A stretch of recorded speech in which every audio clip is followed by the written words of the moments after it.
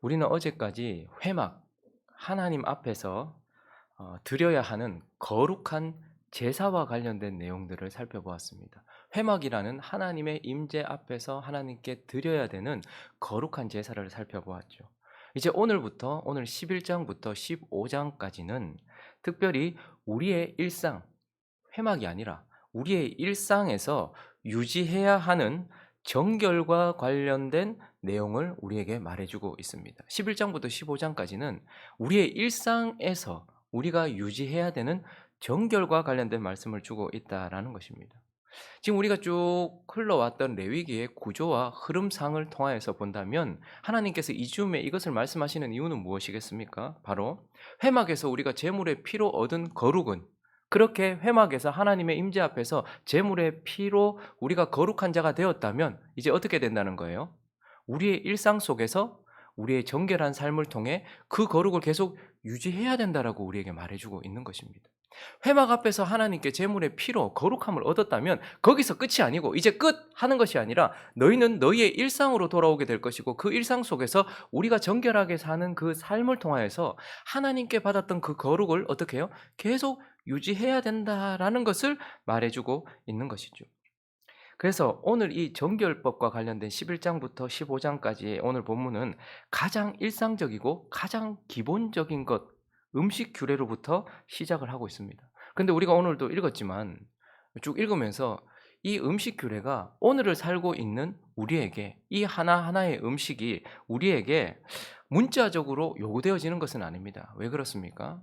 예수님께서 마태복음 7장 18절과 19절에서 이렇게 말씀하셨죠. 예수께서 이르시되 너희도 이렇게 깨달음이 없느냐? 무엇이든지 밖에서 들어가는 것이 능히 사람을 더럽게 하지 못함을 알지 못하느냐? 이는 마음으로 들어가지 않고 배로 들어가 뒤로 나감이라. 이러므로 모든 음식물은 어떻다고요? 깨끗하다 하시니라. 이제 예수께서 오셔서 십자가 이후에는 이제 이 음식에 대한 정결 규례가 모든 음식을 믿음으로 먹으면 다 괜찮다라고 예수님께서도 말씀하셨고, 사도 바울도 디모데전서에 보시면 4장 3절입니다. 읽어봅니다. 시작. 혼인을 금하고 어떤 음식물을 먹지 말라고 할 터이나 음식물은 하나님이 지으신 바니 믿는 자들과 진리를 아는 자들이 감사함으로 받을 것이니라. 사도들도 음식물은 이제 더 이상 우리를 정결케 하거나 부정케 하는 것이 아니다라고 말씀하면서 감사함으로 믿음으로 먹으면 다 괜찮다라는 것입니다. 자, 그렇다면 오늘 이 본문 구약 성경, 구약에 기록되어 있는 그 구약 백성들의 일상 속에서 정결함을 위하여 가장 기본적이고 가장 일상적인 것, 음식과 관련된 이 규정을 우리가 다시 봐야 되는 이유는 무엇일까요?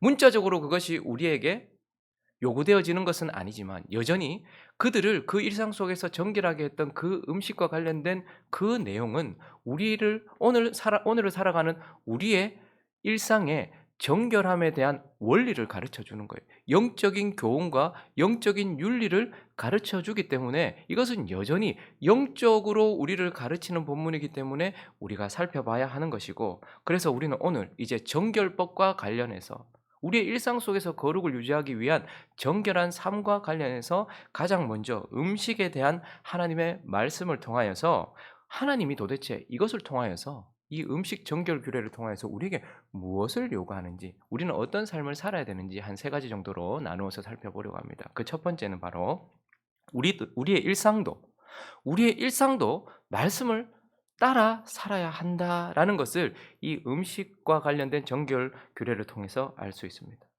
여러분, 음식을 어제 뭐 드셨습니까? 사람들이, 예수를 믿는 사람이든 믿지 않는 사람이든 대부분 사람들이 내가 무엇을 먹을지 결정할 때에 무엇을 따라서 결정합니까? '아, 내가 이것을 먹어야 되겠다. 먹지 말아야 되겠다.' 대부분 다 육신의 욕구를 따라서 먹어요. 그냥 내가 먹고 싶은 것을 먹지, 내가 선택해서 먹지, 내 몸에 맞다고 생각하는 것을 먹고 내가 맛있다 생각하는 것을 먹어요. 그래서 대부분의 사람들은 육신의 욕구를 따라서 음식을 결정하여서 먹습니다. 양도 마찬가지입니다. 이미 배가 불렀어도 더 먹고 싶으면 더 먹는 거예요. 그래서 음식만큼 육신이 강하게 역사하는 영역도 드뭅니다. 먹는 것이 죄는 아니라고 생각하기 때문에 음식을 결정하고 음식을 어떤 음식을 먹고 얼마큼 먹느냐만큼 육신이 결정을 하고 육신이 역사하는 영역이 그만큼 드물다는 말이에요. 그런데 오늘 하나님은 이스라엘에게 2절을 보실까요? 하나님의 백성이라면 이제 구원을 받았고 회막에서 피로 인하여 거룩을 받았다면 너희의 일상으로 돌아가 가장 기본적이고 일상적인 삶 속에 한 가지 먹는 것을 먹을 때에 이스라엘 자손에게 말하여 이르라 육지의 모든 짐승 중 너희가 먹을 만한 생물은 이러하니라고 말해요. 땅에서 너희가 먹을 만하다라는 하나님의 원리를 가르쳐 주시면서 땅에서 우리가 먹을 만한 것은 우리가 좋아하는 것이라기보다는 하나님이 말씀 가운데 원리 가운데 허락하신 것을 먹어야 된다라고 말하고 있어요. 9절을 보실까요? 물에 있는 모든 것 중에서 너희가 먹을 만한 것은 이것이니 땅에서 먹을 만한 것도 말씀이 규정해 주셨고요. 이제 물에서 먹을 만한 것도 해산물도 주님이 하나님이 말씀을 통하여 규정을 해 주셨어요. 이런 원리로 이런 것만 먹으라는 것이 아니라 이러한 것들, 이러한 것들을 먹으라라고 먹을 만한 것들을 규정해 주셨단 말입니다. 13절을 가볼까요? 새 중에 너희가 가증히 여길 것, 너희가 먹어야 될 것과 먹지 말아야 될 것, 공중에 있는 것 중에 우리가 먹어야 될 것도 내가 먹고 싶은 육신의 정욕을 따라 육신의 욕구를 따라 내가 결정하는 것이 아니라 육이 결정하는 것이 아니라 말씀이 결정을 하고 있고 21절도 가보시면요. 다만 날개가 있고 네 발로 기어다니는 모든 곤충 중에 여기서 곤충이라는 단어는 단순히 한 마리가 있는 것이 아니라 군집하여 있는 곤충을 말합니다. 날개가 있고 다리가 있는 곤충들 전체 특별히 이렇게 군집해 있는 곤충들을 말하는데 그 발에 뛰는 다리가 있어서 땅에 뛰는 것은 너희가 먹을지니 지금 하나님께서 너희 먹어라. 땅에 있는 건 먹어도 된다. 물에 있는 건 먹어도 된다. 하늘에 있는 건 먹어도 된다. 군집해 있는 곤충도 먹어도 된다. 그런데 그중에서 그 먹는 것을 결정할 때에도 사람들이 일반적으로 생각하는 너희 속에 있는 육신이 그것을 결정하여 먹는 것이 아니라 거룩하신 하나님이 말씀하신 대로 말씀을 따라서 먹으라라고 말하면서 이 음식 규례를 통해서 하나님은 가장 기본적이고 일상적인 우리의 삶 속에서 특별히 육이 가장 강하게 역사하는 그 자리에서 너희는 육을 따라 먹지 말고 영을 따라 말씀을 따라 먹으라라고 말하고 있어요. 우리가 하나님께 제사를 드릴 때도 여러분 못 먹는 거 드립니까? 하나님이 뭐 드십니까? 그런데도 하나님은 음식을 받으십니다. 먹는 걸 받으신단 말입니다. 그런데 제사 드릴 때에도 말씀을 따라서 먹는 것을 결정했다면 우리의 일상 속에서 우리 입에 들어가는 것도 이제는 어떻게 하라는 거예요? 말씀을 따라서. 그래서 우리는 우리의 일상도 특별히 음식과 같은 가장 기본적인 것이라 할지라도 하나님은 말씀 안에서 말씀을 따라서 육이 하는 대로 거룩한 곳에서 했던 대로만 아니라 너희의 일상 속에서도 말씀을 따라 살아야 한다라는 것을 가르쳐 주기 위하여 음식 정결법을 우리에게 주고 있는 것입니다. 자, 그리고 두 번째, 이 음식 정결법을 통해서 하나님은 우리에게 무엇을 요구하시고 어떤 삶을 우리는 살아야 하는가? 두 번째는 우리의 일상은 세상 사람과 하나님을 믿지 않는 사람들, 이방인들과 반드시 구별되어야 한다라는 것을 또 우리에게 가르쳐 주고 있습니다. 여러분, 사람을 구별하는 표지 중에 가장 강력한 것 중에 하나가 무엇입니까? 언어랑 입과 관련되어 있어요. 저 사람이 어떤 말을 하느냐, 그리고 무엇을 먹느냐, 이것이 그 사람을 구별하는 가장 강력한 표지입니다. 밥과 된장과 청국장을 먹으면 한국 사람이에요. 한국말을 하면서 그 입으로 그렇게 말을 뱉고 한국말을 뱉고 한국 음식을 먹으면 한국 사람인 거예요. 빵과 고기를 먹으면 외국 사람인 거예요. 그런데 그 음식은 그 사람의 기본적인 어떠한 정체성도 결정하지만 성품도 결정하는 요소가 있습니다. 많은 사람들이 게를 먹으면 지금 이제 더 혐오스럽게 느낍니다. 게를 음식으로 먹으면 어떻게 합니까? 외국이나 뭐 유럽에서는 그걸 막 법으로 제재하기도 하잖아요. 그걸 먹는 사람을 단순히 게를 먹는 사람으로 보지 않고 매우 혐오스러운 사람으로 봐요. 아주 잔인하고 미개인 정도로 본단 말입니다. 산에서 풀만 먹는, 그러니까 산 나물 같은 거, 그러니까 육고기를 먹지 않는 스님 같은 사람들은 그냥 단순히 육고기를 먹지 않는다고 생각하지 않고 저들은 생명을 존중하는 그러한 사람들이구나라고 성품까지도 결정하는 것이 음식이라는 말입니다. 그래서 우리가 저 사람이 어떤 음식을 먹느냐 하는 것은 그 사람의 정체성과 그 사람의 성품까지도 결정하는 요소가 되어진다라는 거예요. 그래서 하나님은요, 음식과 관련돼서 매우 강한 어조를 쓰고 있습니다. 그냥 음식을 야 이거 너가 먹지 마라, 이건 너가 먹어라. 이렇게 말하지 않고 8절을 보시면요. 땅에서 먹을 만한 것과 먹지 못할 것에 대해서 이렇게 표현합니다. 너희는 이러한 고기를 먹지 말고 그 죽음도 만지지 말라. 이것들은 너에게 뭐라고요? 부정한, 못 먹을 만한 것이 못되다라고 말하지 않고 부정하다 이렇게 말해요. 하나님 눈에 보기에는 부정하다라고 아주 강한 표현을 쓰고 있습니다. 10절은요. 더 강한 표현을 쓰고 있습니다. 물에서 움직이는 모든 것과 물에서 사는 모든 것, 곧 강과 바다에 있는 것으로 지느러미와 비늘 없는 모든 것은 너희에게 이번엔 뭐라고요? 가증하대요. 부정하다에서 더 나아가서 가증하다라고 말하고 있습니다. 12절은요. 수중생물에 지느러미와 비늘 없는 것은 너희가 혐오할 것이니라. 곤충들 중에서도 20절에 보니까요.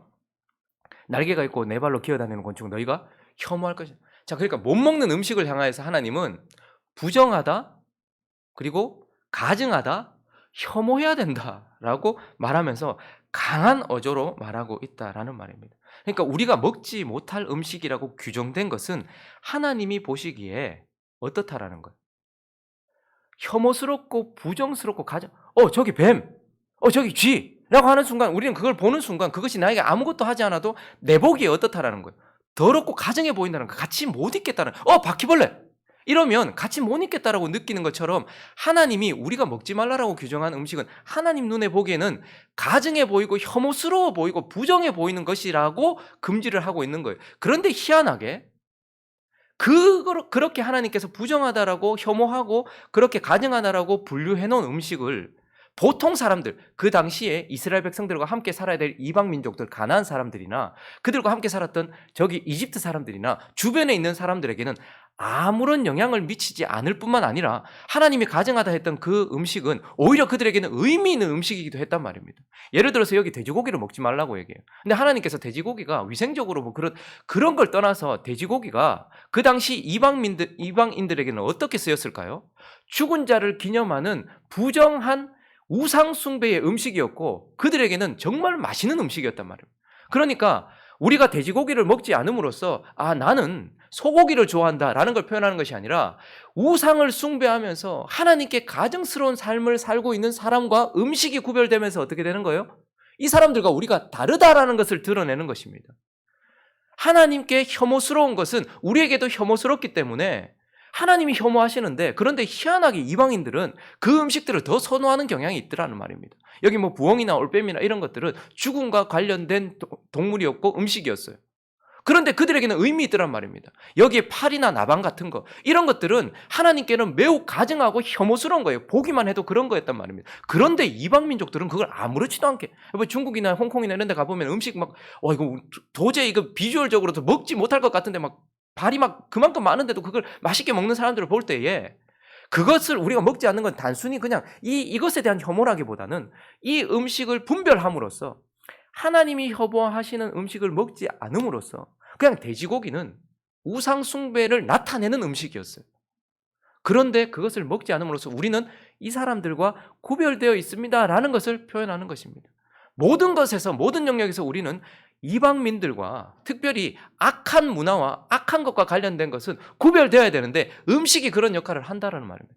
여러분, 요즘도 그렇지만 우리는 꿈을 통해서 살아가는 존재들이 아닙니다. 하나님이 꿈을 통해서 말씀하지 못한다는 말은 아니지만 지금 이 시대에 하나님 우리에게 기록된 말씀을 주셨기 때문에 우리는 휘황하거나 확실하지 않은 꿈을 꾸고서 꿈을 따라서 사는 존재가 아니라 기록된 말씀을 따라서 사는 존재예요.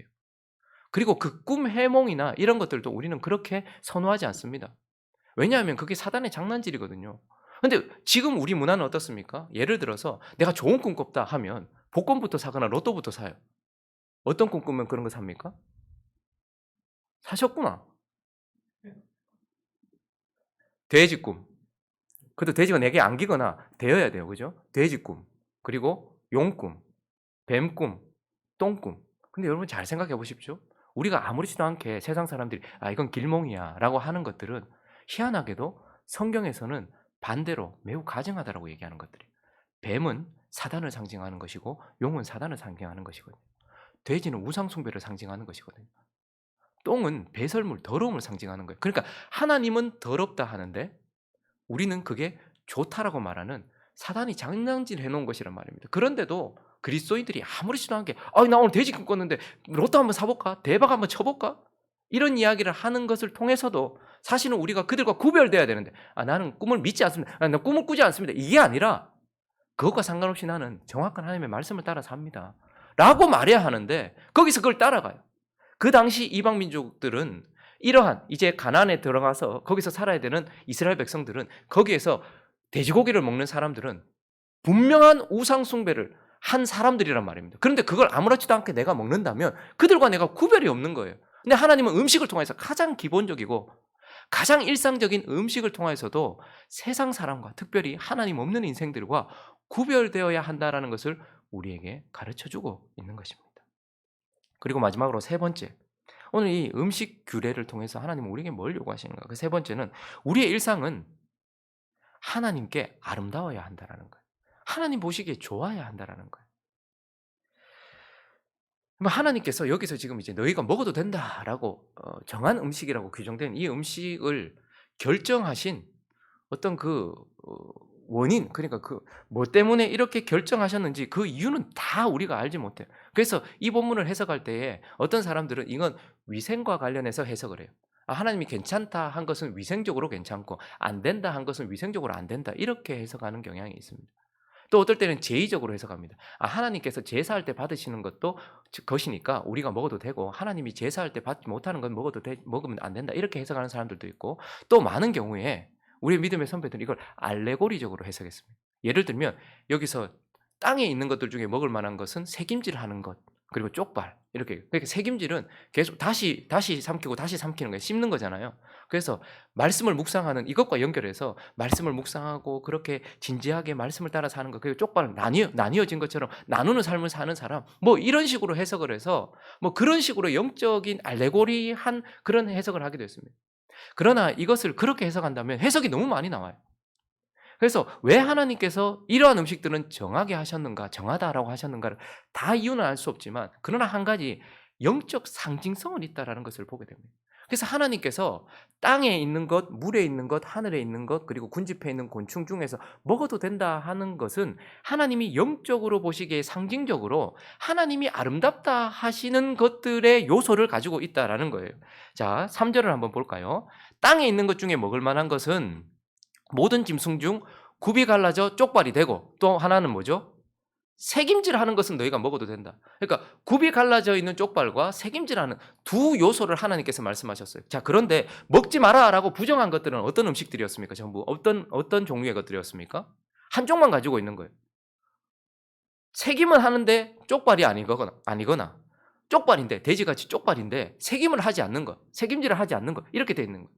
그러니까 하나님은 하나님이 혐오스럽다 하는 음식을 먹음으로써 그것과 하나 되는 우리를 보고 싶지 않고, 특별히 하나님이 정하다 하신 것들을 우리가 먹음으로써 그 음식과 우리가 하나 됨으로써 이 정한 것이 가지고 있는 그 요소대로 살기를 바라는 거예요. 하나님은 쪽발과 새김이라는 두 요소에서 좌로나 우로나 치우치거나 한 가지를 뺀 삶이 아니라 두 가지를 다 갖춘 삶. 그래서 하나님은 온전한 것을 기뻐하신다라는 것이고, 이러한 온전한 음식을 먹음으로써 우리가 온전한 삶을 살기를 원한다라는 거예요. 우리는 하나님을 만나기 전에는 오직 육을 향해서만 살았습니다. 육체를 보양하고 육체가 전부인 것처럼 살았습니다. 그러나 하나님을 만나고 구원을 얻었기 때문에 우리는 육체를 버리는 것이 아니라 육도 보양하고 육도 제어하고 육도 통제하면서 육을 보호하면서 살지만 영을 향해 살아가는 거예요. 그러니까 영적인 삶과 우리 몸을 보호하는 양쪽의 삶을 다 가지고 있어야 되는 거예요. 예수를 믿었다고 해서 이제 몸을 막 학대하거나 몸은 아무것도 아닌 것처럼 생각하는 것이 아니고, 또 이제 예수를 믿었어도 오직 몸을 위해서 사는 것도 아니라 영과 몸을 함께 보양하면서 살아가는 양쪽을 다 가진 온전한 삶을 원하신다는 거예요. 말씀을 볼 때에도 구약만 보는 것도 아니고 신약만 보는 것도 아니고 구약과 신약을 함께 보는 삶, 그러한 것들을 원하는 거예요. 예배를 드릴 때에도 오직 진리, 이 말씀, 기록된 성경만을 가지고서 예배하는 것이 아니라 영과 진리 두 가지가 다 있어야 되는 거예요. 오직 영을 따라서. 그래서 우리는 진리를 배움으로써 살아가야 되고요, 영의 인도를 받으면서 살아가야 돼요. 진리 없이 영만 따라가면 길을 잃습니다. 그런데 영 없이 진리만 추구하면 교만해져요. 하나님은 양쪽 다 온전한 삶을 원하신다는 말입니다. 예배할 때 그러한 삶을 원하신다는 말입니다. 그리고 우리의 삶을 살아갈 때에 하나님은 사랑만 가지고 살아가기를 원하지 않아요. 사랑과 공의가 함께 있기를 원해요. 어떤 사람은 공의만 추구해요. 근데 어떤 사람은 또 사랑만 추구해요. 이거 틀렸다는 말입니다. 하나님은 쪽발과 책임질이 있는 것처럼 사랑과 공의가 함께 있어야 된다는 거예요. 마찬가지로 우리가 구원을 받았다면 우리는 이제 하나님 나라를 살아요. 근데 하나님 나라를 살기 때문에 이제 대한민국 버리는 겁니까? 여전히 우리는 이 땅에 또 살고 있단 말입니다. 그렇기 때문에 하나님 나라와 이 땅의 삶을 함께 사는 거예요. 바벨론의 포로로 잡혀갔던 자들은 바벨론에서의 삶을 삶과 동시에 예루살렘으로 돌아갈 하나님 나라를 추구하면서 살았던 것처럼 양쪽 어느 것도 놓지 않고 온전함을 추구하는 삶을 살아야 한다라고 우리에게 말씀하면서 하나님이 땅에서 먹을 만한 것은 먹지 못할 것은 가증하다 하는 것은 치우친 거란 말입니다. 하나가 없는 거란 말입니다. 그런데 온전하다 하는 것은 양쪽 다 가지고 있는 것처럼 이러한 온전한 음식을 먹음으로써 하나님 앞에서 온전한 삶으로 아름답게 살기를 원하신다라는 거예요. 자, 그리고 이제 물에서 먹을 만한 것. 9절을 보시면 뭐를 또 얘기합니까? 읽어 주십시오. 시작. 물에 있는 강과 바다와 다른 물에 있는 모든 것 중에서 지느러미와 비늘 있는 것은 너희가 먹어라. 물이라는 특수한 공간을 하나님께서 허락하셨습니다. 그런데 그 물이라는 하나님께서 특별히 허락하신 그 공간 속에서 지느러미는 뭘 하죠?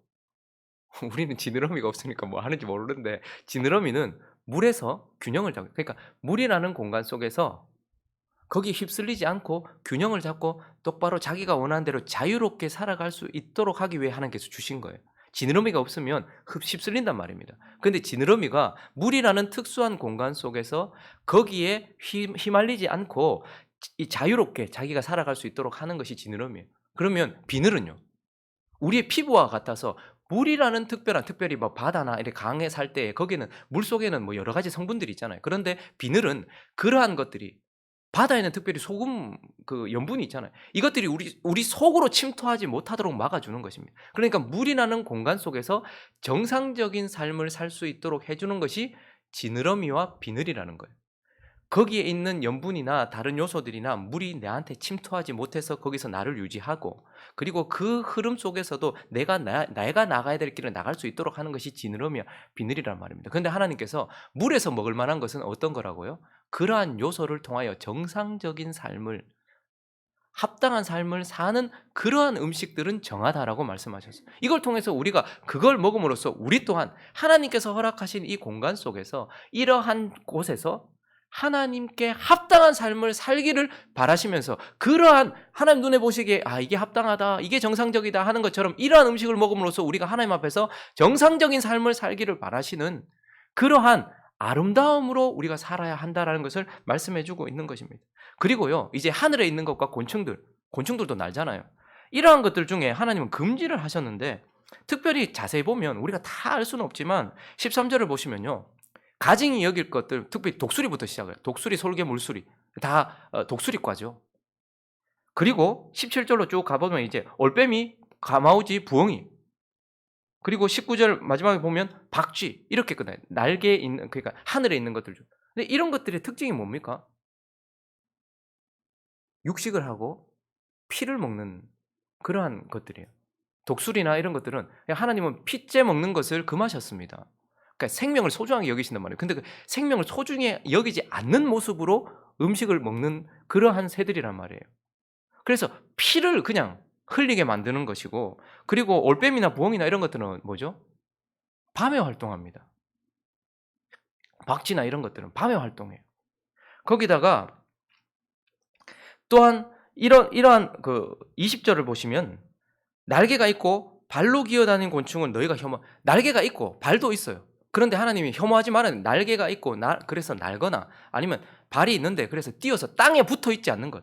날개도 있고 발도 있는데 땅에 붙어서 땅에서 기는 것. 우리가 내일 본문에도 보면요, 도마, 뱀 종류, 그러니까 배로 땅에 붙어 있는 것들, 땅에 붙어서 계속해서 기어다니는 그런 군집들, 이런 것들을 하나님께서 혐오하신다고 말해요. 근데 이런 것들 자세히 보면 하나님의 성품과 반대되는 것들이에요. 피, 죽음을 추구하는 것들과 밤, 어두움을 추구하는 것들, 그리고 땅을 추구하는 것들, 하나님 보시기에 이게 부정해 보이는 거예요. 가증해 보이고 더럽게 보이는 거예요.